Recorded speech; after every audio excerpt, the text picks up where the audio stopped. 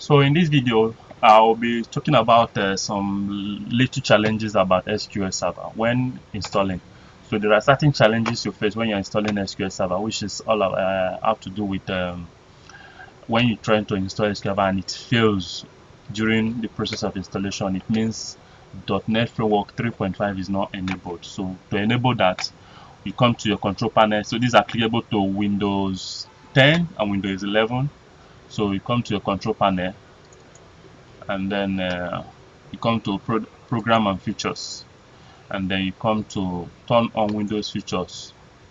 So here, if this is not marked, this first option here, .NET Framework 3.5 include .NET 2.0 and 3.0, if this is not enabled like this, your SQL Server installation will fail.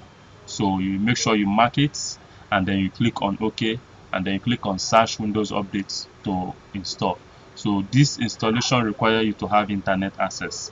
So make sure you have internet access, and once the installation is completed, restart your SQL Server installation, and it will be done.